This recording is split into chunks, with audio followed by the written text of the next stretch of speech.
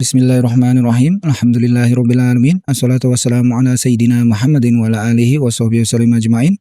Assalamualaikum warahmatullahi wabarakatuh. Kembali bersama saya, Bonang Waspada di Ligar.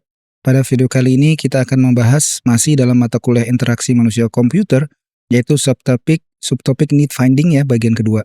Dimohon agar bisa menyaksikan part 1 terlebih dahulu ya, need finding part 1. Baik ya, dalam setiap kali kita mencari kebutuhan atau disebut dengan need finding, tentunya kita pasti akan melakukan proses pengumpulan data atau data collection ya. Data itu bisa bersifat subjektif maupun objektif. Contohnya misalkan kesan pengguna terhadap suatu aplikasi. Jadi pengguna yang berbeda-beda diminta kesannya terhadap suatu aplikasi, tentunya pasti subjektif, akan berbeda-beda tergantung sudut pandang masing-masing. Begitu juga pemberian peringkat oleh pengguna untuk pertanyaan yang berbeda. Jadi pada saat diwawancara misalkan atau apa, masing-masing pengguna itu bisa memberikan peringkat berbeda untuk pertanyaan berbeda. Begitu ditanya, berapa menurut Anda nilai interface dari aplikasi ini? Oh 4, 5, dan sebagainya, bisa berbeda-beda. Kemudian ringkasan laporan yang tertulis ya, jadi ada sebuah laporan diringkas oleh mereka. Nah biasanya bentuk ringkasan tiap orang itu akan berbeda-beda ya, sangat subjektif. Kemudian data-data seperti artefak dan petunjuk di lingkungan kerja. Jadi artefak itu misalkan ada formulir-formulir, bentuk laporan, format laporan, dan sebagainya. Itu disebutnya artefak juga. Kemudian petunjuk-petunjuk di lingkungan kerja. Jadi misalkan orang-orang ini pernah diberi petunjuk oleh seniornya atau atasannya sebaiknya mengerjakan hal ini begini. Nah itu setiap orang punya langkah-langkah berbeda gitu dalam mengerjakan segala suatu proses di lingkungan kerjanya. Kemudian juga ada data yang objektif gitu ya. Misalkan anekdot, insiden-insiden kritis. Jadi misalkan ada error, kesalahan-kesalahan, apa yang mereka lakukan, kesalahan itu diamati, kemudian kira-kira ini kesalahan ini kenapa, mengapa, apakah berbeda antar tiap orang, begitu ya. Itu jadi kesalahan dalam menggunakan suatu aplikasi juga itu bisa berbeda-beda tiap orang, atau apakah misalkan setiap orang kok sering melakukan kesalahan di bagian ini dan sebagainya begitu ya. Jadi pada proses yang sudah ada sekarang kita amati gitu, apa yang terjadi.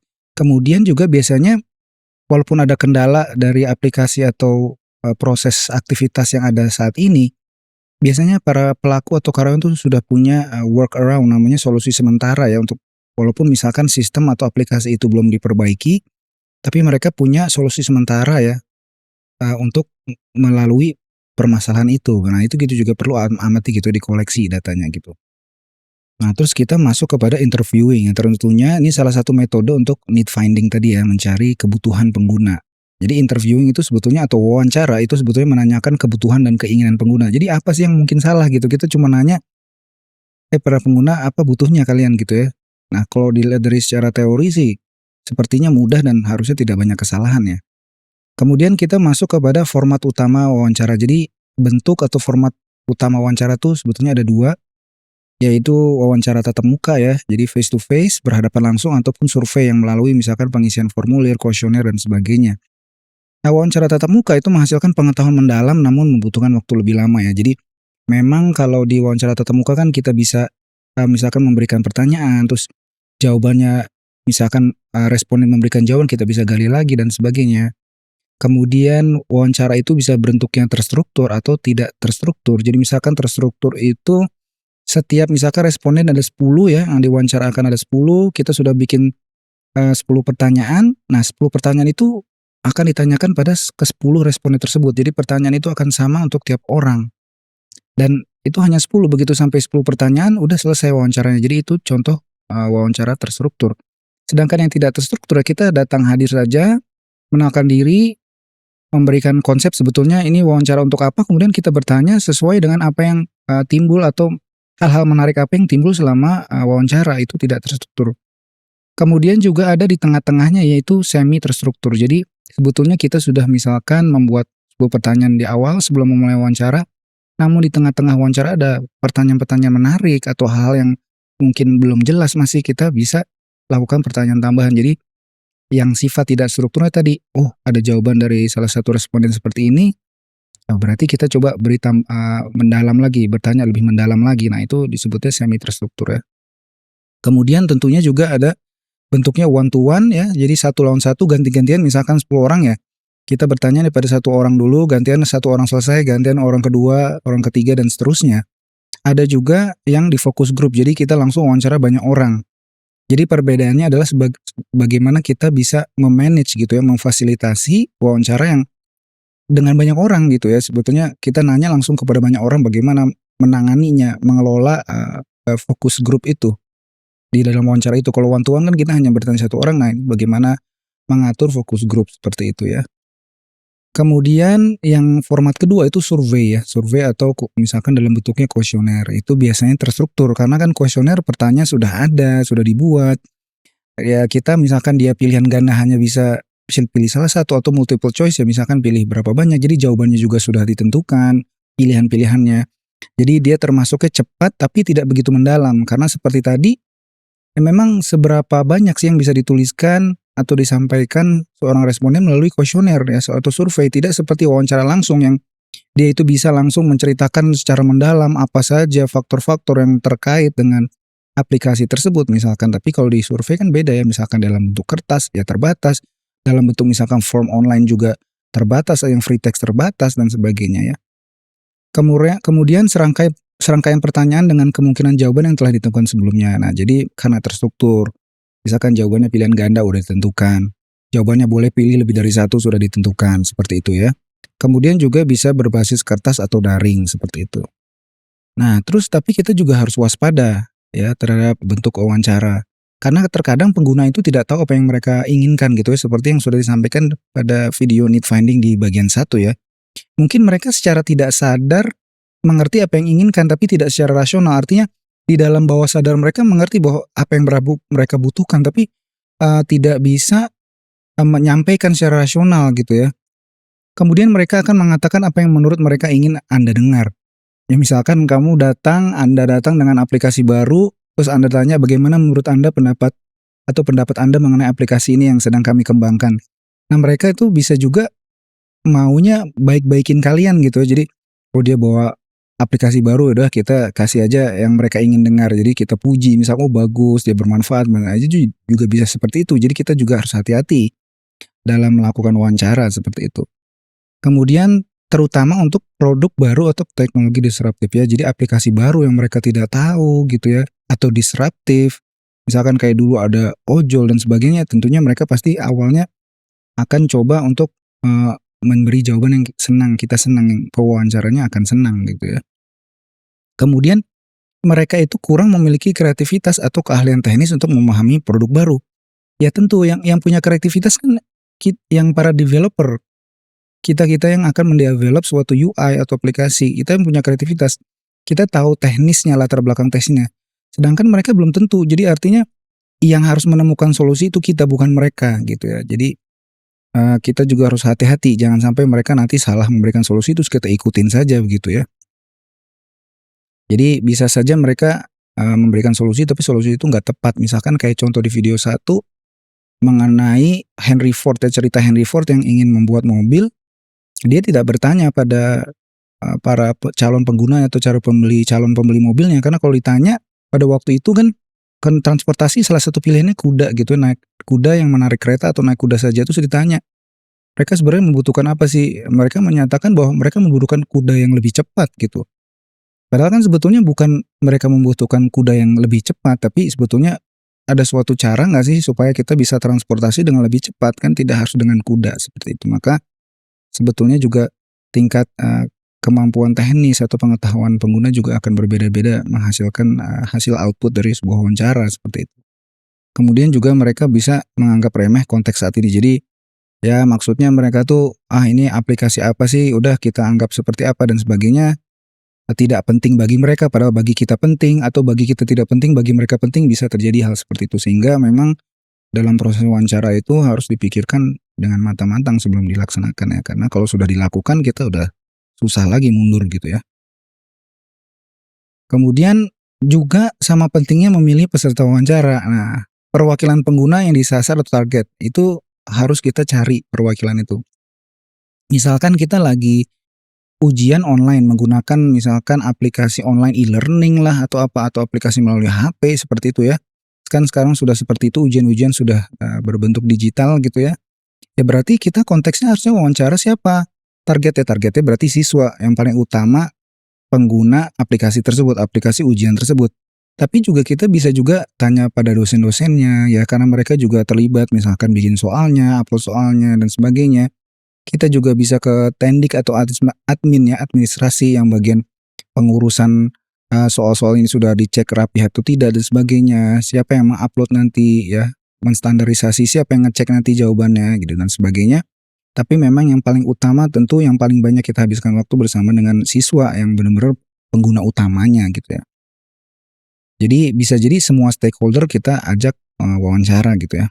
Mungkin merupakan pengguna sistem serupa saat ini. Jadi bisa juga mereka mahasiswa yang sudah pernah menggunakan sistem yang mirip-mirip sekarang gitu atau sebetulnya ini hanya update versi yang lama sudah mereka biasa gunakan sekarang terus ada update versi, ya bisa saja mahasiswa-mahasiswa itu, dosen-dosen itu kita anggap sebagai target yang cocok gitu ya, target wawancara yang cocok atau peserta wawancara yang cocok. Mungkin juga mereka yang bukan pengguna yang untuk produk baru ya, artinya ini benar-benar nol dari nol, misalkan perpindahan sistem ya dari awalnya menggunakan platform apa kemudian pindah platform itu bisa juga kita gunakan yang bukan pengguna asli, bukan pengguna lama gitu ya. Juga kita bisa menggunakan perkiraan jika perlu dengan pengguna serupa misalkan kita wawancara sedang membuat aplikasi ujian online untuk suatu kampus nih, satu kampus. Mungkin sudah pernah melakukan ujian secara online, misalkan kita juga bikin ternyata sistem ini sistem untuk nasional. Ya tidak hanya untuk satu kampus, maka kita juga bisa coba beberapa kampus sehingga itu bisa mewakili begitu ya. Kemudian tentunya biasanya wawancara kan orang sudah meluangkan waktu untuk menjawab tenaga pikiran, kita bisa berikan ucapan terima kasih, bentuk terima kasih dalam bentuk insentif entah itu uang, hadiah atau motivasi. Hadiah-hadiah kecil seperti souvenir. Saya juga pernah dulu diwawancara terus kemudian di akhir wawancara diberikan gantungan kunci, topi ya, jadi merchandise dan sebagainya. Jadi itu juga perlu untuk menyemangati gitu ya, untuk mencari responden yang mau menjawab pertanyaan-pertanyaan kita ya. Kemudian melaksanakan wawancara yang pertama jadwalkan waktu dan tempat yang nyaman ya. Jadi kita harus jelas cari tempat yang nyaman ya, karena ini kita mengajak seseorang untuk kita gali pikirannya, pendapatnya, cari tempat yang waktu dan tempat yang nyaman bagi mereka. Kemudian perkenalkan diri Anda, jelaskan tujuan Anda. Jadi Anda tidak sedang menguji mereka. Ingat kita tidak sedang menguji mereka, kita tidak sedang menginterogasi mereka. Jadi mereka bukan penjahat atau apa. Justru mereka itu sedang membantu kita. Jadi kita harus sebaik mungkin membuat mereka nyaman di tempat wawancara. Kemudian mulailah dari pertanyaan terbuka, tidak bias dan tidak mengarahkan ya. Jangan langsung pertanyaan yang sulit gitu. Jadi atau spesifik, cari dari pertanyaan umum dulu ya yang tidak bias, kita tidak mengarahkan artinya seperti ini misalkan, "Pak, bagaimana menurut kamu apakah penting fitur dari aplikasi ini?" Jadi kita menganggap bahwa mereka menganggap penting suatu fitur dari aplikasi. Jadi kita jangan bawa-bawa, "Apakah ini penting? Apakah ini bagus?" Nah, itu sudah mengarahkan namanya, itu sudah bias. Jadi kita dari pertanyaan terbuka saja dulu, sudahkah pernah menggunakan misalkan contoh-contohnya. Yang umum baru mempersempit dari pertanyaan besar yang terbuka hingga menjadi lebih spesifik gitu ya. Kemudian tanya dan biarkan mereka menjawab, berikan waktu yang cukup dan biasanya mereka akan berjawab berapa kali gitu ya, satu pertanyaan mereka menjawab pertama ini terus nanti kemudian nah biasanya jawaban kedua itu sering lebih menarik daripada yang pertama sehingga kita juga harus pandai mendengarkan gitu ya. Biasanya yang kedua juga kita harus fokus mendengarkan. Jadi sebagai yang wawancara juga dalam mendengarkan jawaban kita harus fokus. Jangan sampai mereka sudah memberikan jawaban yang baik kita tidak fokus mendengarkan sehingga hilang informasi. Tidak baik kita meminta sering-sering untuk responden itu mengulang jawabannya begitu ya. Kemudian juga jika diperlukan ajukan pertanyaan lanjutan. Bahas lebih dalam poin-poin menarik. Jadi mereka menjawab sesuatu ternyata itu menarik atau di luar yang kita perkirakan, wah ini menarik, teruskan dengan pertanyaan lanjutan seperti itu. Kemudian tentunya penyusunan pertanyaan juga itu ada pedomannya ya. Pertanyaan terstruktur itu lebih mudah diproses ya. Jadi pertanyaan sudah ada, apalagi dia itu bentuknya bukan open ended ya, bukan dalam bentuk esai atau teks, dia udah pilihan ganda, itu biasanya lebih mudah diproses. Sedangkan pertanyaan tidak terstruktur memerlukan lebih banyak penjelasan. Jadi apalagi pertanyaannya belum kita siapkan, tiba-tiba muncul di tengah-tengah wawancara, terus kita tanyakan ya tentunya mungkin juga peserta belum siap sehingga mereka memerlukan lebih banyak waktu untuk memproses pertanyaan dan memproses jawaban dan tentunya menambah banyaknya penjelasan yang disampaikan oleh mereka. Kemudian juga gunakan pertanyaan terbuka ya dengan diskusi lanjutan. Jadi misalkan pertama udah pertanyaan struktur tadi menyusul dengan pertanyaan terbuka itu yang berbentuk diskusi lanjutan, pendalaman misalkan. Terus untuk pertanyaan kuantitatif itu bisa juga kita beri skala nilai gitu ya dari 1 sampai 5 seperti skala Likert. Terus kemudian juga selalu tanyakan misalkan apa maksudnya dia 4, apakah 5 itu maksudnya apa, atau memang dari awal sudah kita tentukan misalkan 5 sangat setuju, 4 itu setuju gitu ya, atau 3 itu cukup dan sebagainya. Kemudian tanyakan pertanyaan yang langsung, konkret dan spesifik yang meminta jawaban terperinci. Jadi jangan muter-muter pertanyaan, langsung to the point ya, langsung ke inti permasalahan, jelas, spesifik sehingga diharapkan para responden tidak salah menjawab ya, keluar dari konteks pertanyaan. Jadi kita juga harus membuat pertanyaan yang baik gitu ya. Gunakan bahasa yang dimengerti user, ingat kita akan berwawancara dengan user yang berbeda latar belakang atau dengan suatu bidang yang spesifik yang mereka itu terbiasa menggunakan istilah-istilah khusus. Kita juga sebaiknya menggunakan bahasa mereka ya, jadi jangan menggunakan bahasa kita, sebaik mungkin kita menyesuaikan dengan bahasa para user atau pengguna atau responden. Kemudian selalu mencoba pertanyaan dengan kelompok yang lebih kecil terpercaya untuk proses debugging. Jadi jangan terlalu banyak juga, misalkan bikin grup untuk diwawancara, orang-orang kecil saja tapi fokus gitu ya untuk proses pencarian solusi permasalahan sebetulnya apa yang detail dan spesifik seperti itu. Nah, contoh pertanyaan terbuka itu seperti apa? Oh, ceritakan tentang keseharianmu. Ini juga jangan terlalu luas ya, nanti takutnya dia keluar konteks atau jawabannya tidak nyambung dari konteks gitu ya. Tidak nyambung, tidak sesuai dengan topik. Ini jadi pertanyaan contoh terbuka tapi kurang baik dilakukan. Kemudian contoh berikutnya adalah ceritakan 3 hal baik mengenai hal ini dan kemudian nanti 3 hal buruk. Jadi selalu tipsnya adalah mulai dengan hal-hal yang positif. Jadi pasti kita perlu tanyakan hal positif maupun negatif, tapi selalu mulai dengan positif. Karena kita ini manusia itu sangat pandai ya menyoroti hal-hal yang buruk, yang negatif, sehingga nanti kalau kita minta tanya dulu yang negatif, nanti akan begitu banyak hal-hal negatif, begitu banyaknya nanti yang positifnya malah lebih sedikit ya. Jadi sebaiknya dimulai dari yang positif dulu, baru nanti negatif juga jangan hanya satu ya, usahakan misalkan 2, 3 atau 4 gitu ya hal-halnya sehingga cukup objektif gitu hasil wawancara kita. Kemudian contohnya yang terbuka lagi, apa yang salah dengan aplikasi ini akhir-akhir ini, bagaimana cara mengatasinya. Nah itu kan jadi mereka diberikan kesempatan untuk menjawab sesuai dengan pengalaman mereka, kebebasan mereka seperti itu ya. Kemudian apalagi yang harus kami tanyakan seandainya ada pertanyaan yang belum lengkap atau yang dirasa mereka penting tapi kita belum tanyakan, itu juga bisa kita berikan sehingga mereka bisa memberi jawaban yang di luar apa yang kita siapkan gitu ya, tapi ternyata masih terkait, masih penting dan bagus juga, jangan sampai tertinggal gitu ya. Kemudian berikutnya, pertanyaan-pertanyaan yang buruk yang harus dihindari. Contohnya, apakah fitur X penting bagi Anda? Nah ini pertanyaan mengarahkan. Kita jadi memaksa seseorang untuk menilai ini penting atau tidak. Atau bahkan kita memaksa mereka untuk menganggap itu penting.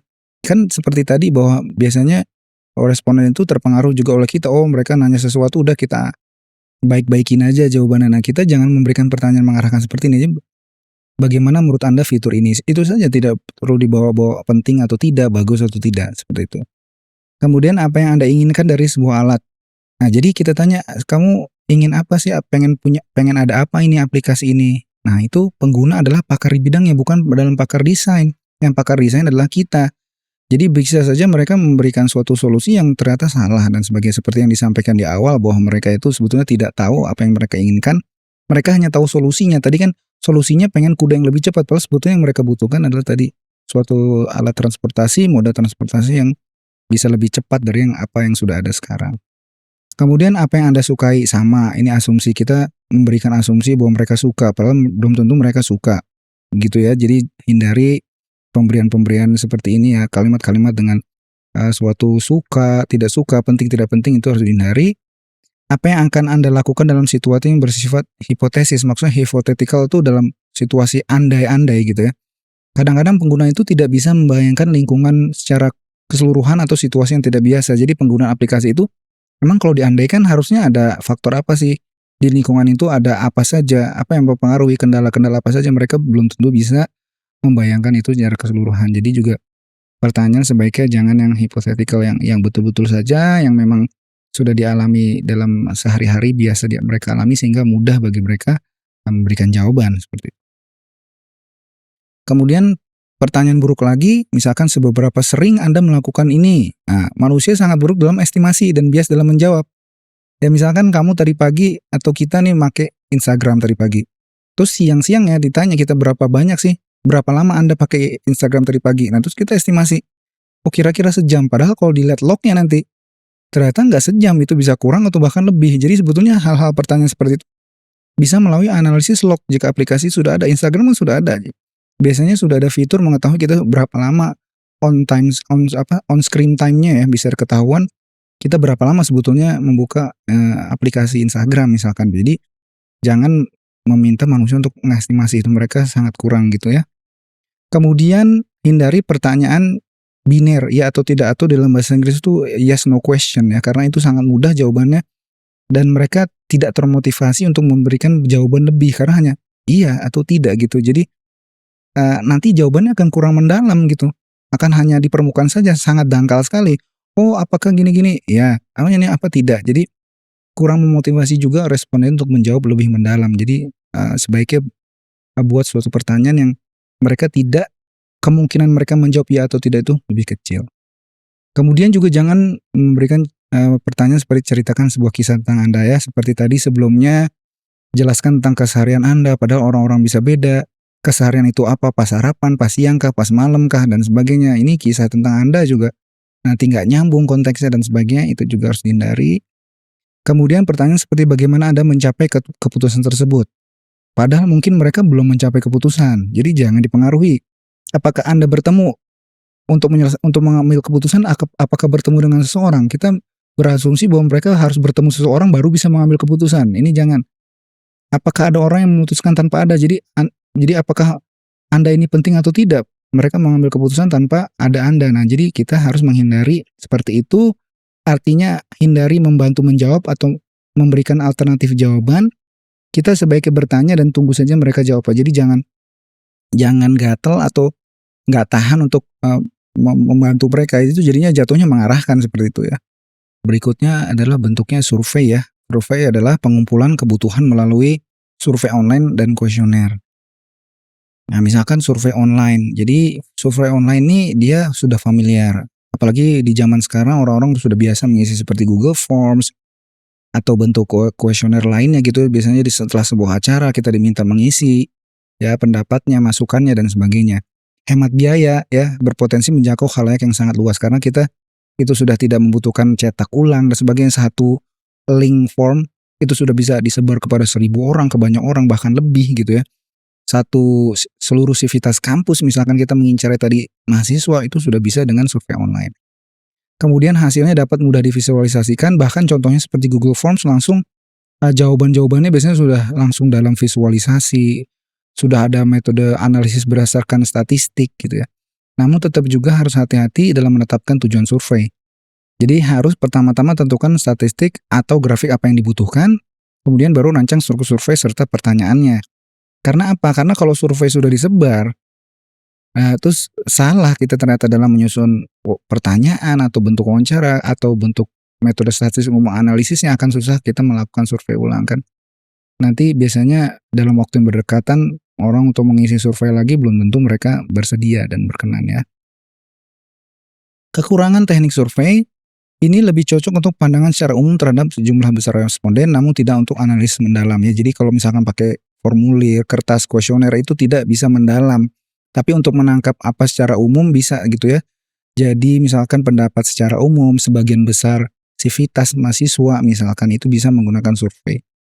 Juga tidak mungkin mengajukan pertanyaan lanjutan, misalkan ada pertanyaan, ada jawaban peserta yang menarik nih, kita tidak bisa memberikan pertanyaan lanjutan. Biasanya sudah dari pertanyaan awal sampai akhir sudah disebar melalui kuesioner tersebut. Kemudian data yang bias jika pertanyaan bergantung pada ingatan pengguna atau pada isu-isu sensitif seperti uang emosi. Jadi biasanya kita dalam wawancara kan harus recall ya. Apalagi dalam kuesioner. Kalau dalam wawancara kan bisa saja mereka sedang melakukan apa diwawancarain, sedangkan kuesioner itu sebetulnya mereka tidak sedang melakukan aktivitas tersebut, terus diminta mengisi kuesioner sehingga harus mengingat. nanti mereka bisa bias atau sebetulnya salah ingat dan sebagainya.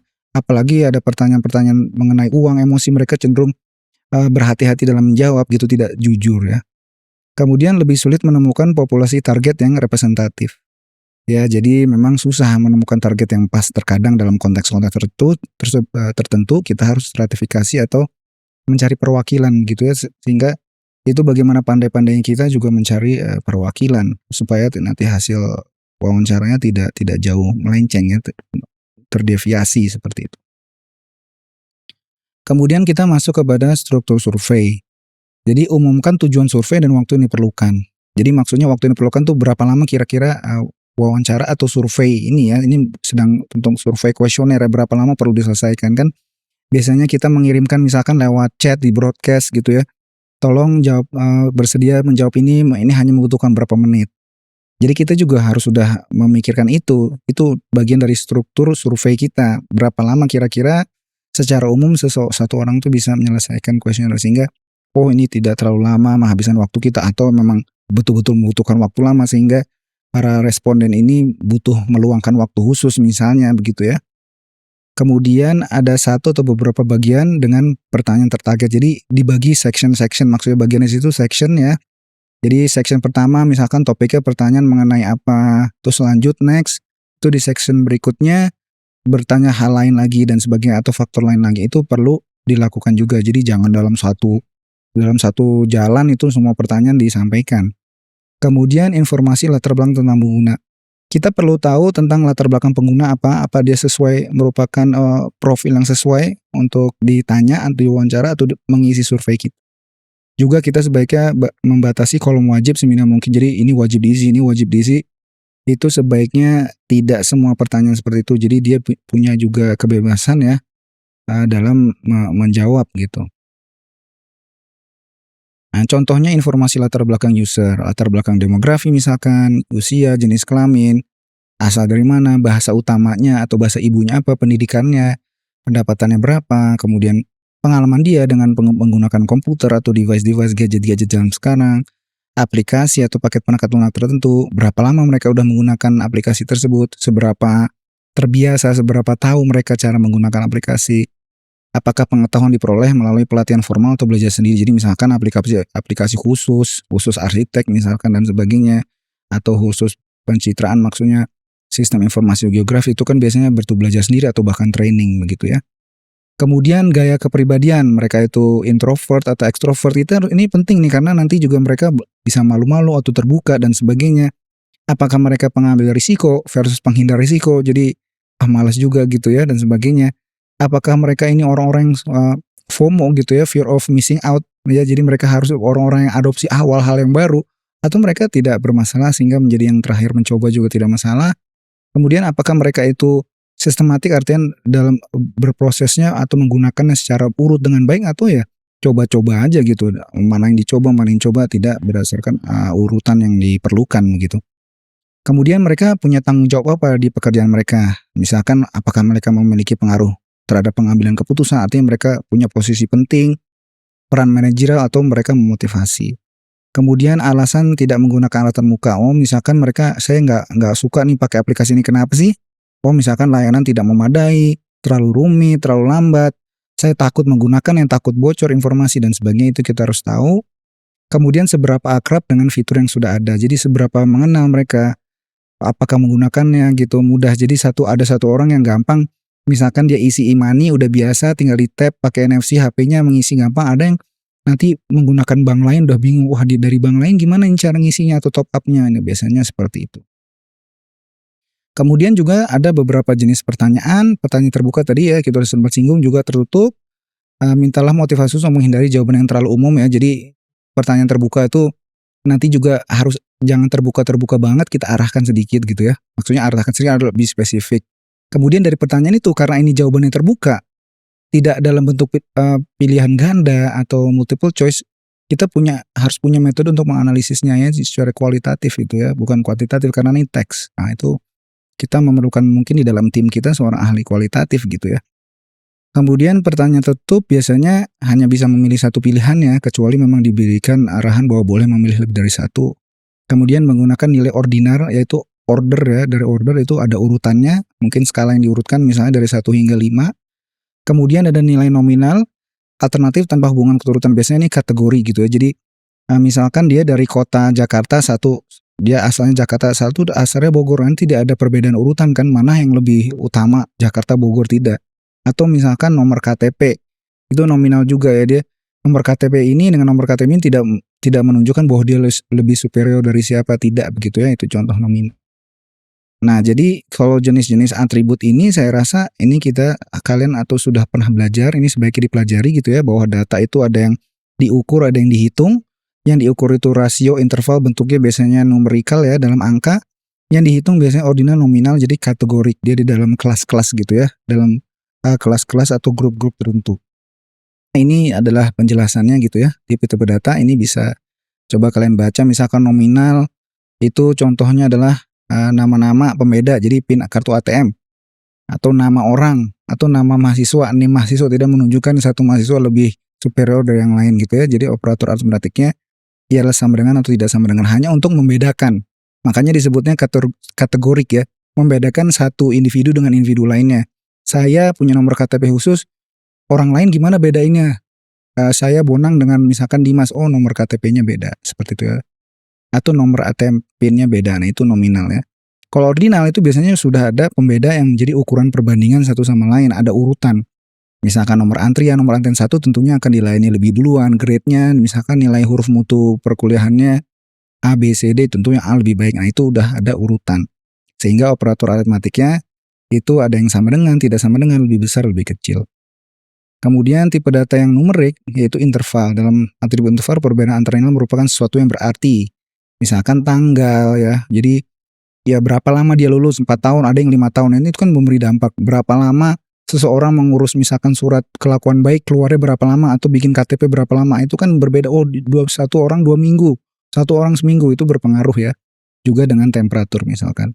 Kemudian ada data rasio, misalkan perbedaan rasio merupakan hal yang berarti. Umur, berat badan, dan tinggi badannya tentunya itu sangat berbeda, numerik sekali ya. Jadi berat badan sekian, tinggi badan sekian akan memberi pengaruh yang berbeda, sehingga operator aritmatiknya juga akan lebih banyak ya.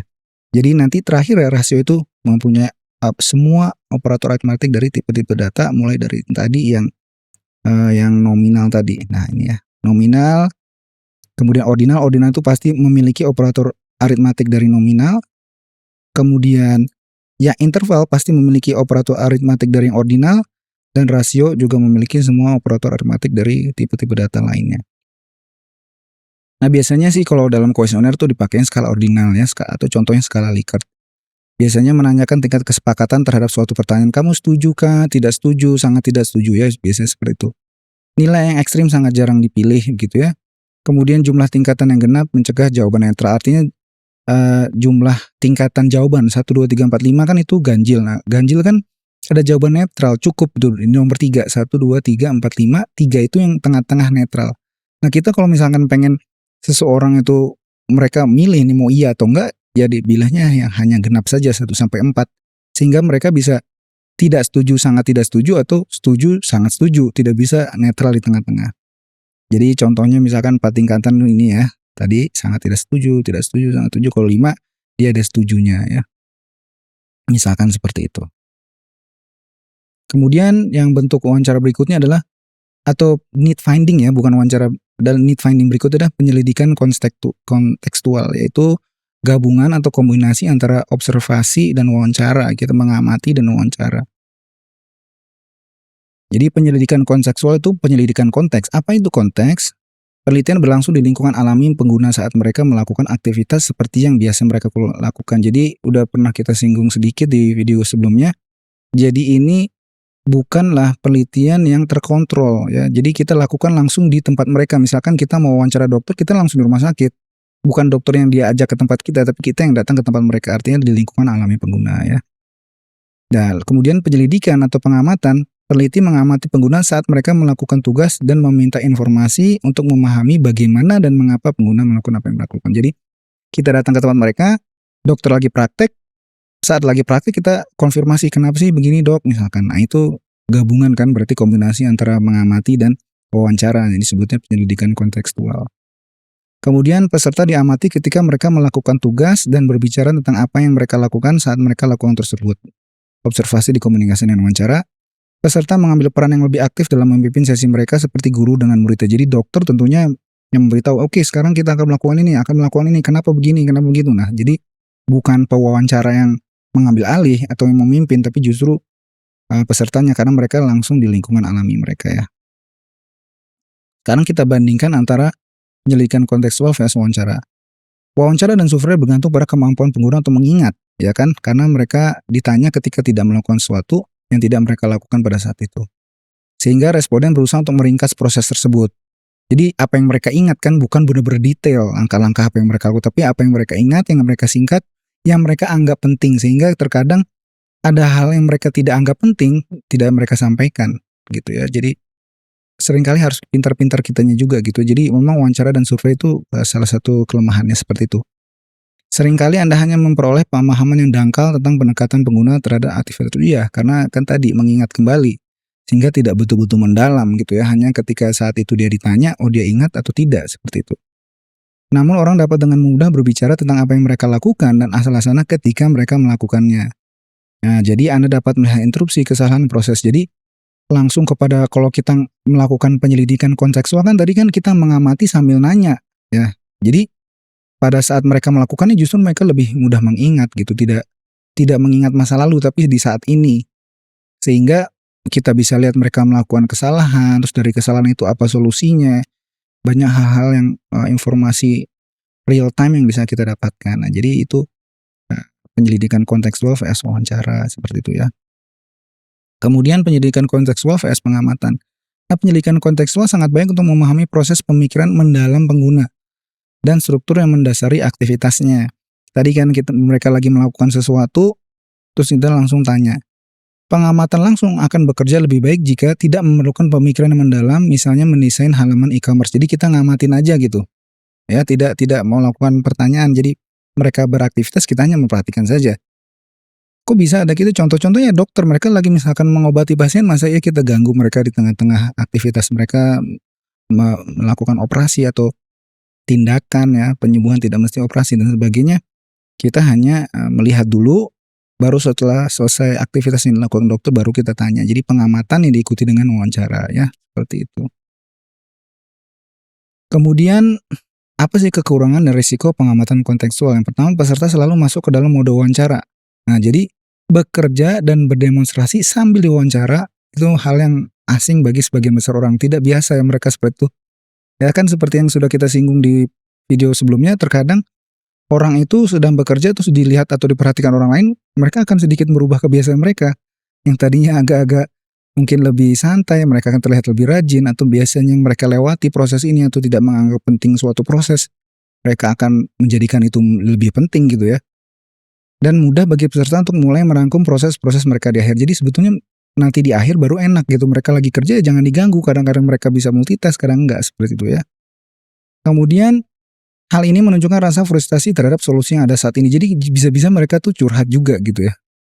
Mereka juga jadinya menganggap bahwa kita nih pengen tahu segala keluhan mereka. Padahal belum tentu gitu kita perlu itu. Keluhan dan pendapat mereka kita belum tentu ya. Peserta mungkin merasa Anda mencari masukan dari mereka. Padahal kita nggak nyari masukan, kan tujuan dari penyelidikan kontekstual adalah untuk memahami pemikiran dan proses kerja orang terlepas dari solusinya. Jadi aktivitasnya, pemikiran mereka tentang aktivitas ini, kita tidak mencari solusinya. Sedangkan pada saat mereka sambil curhat, oh ini gini ya aplikasinya sebaiknya harusnya bisa begini-begini. Nah seperti itu kan kalau kita tanya langsung seorang yang sedang bekerja, biasanya seperti itu.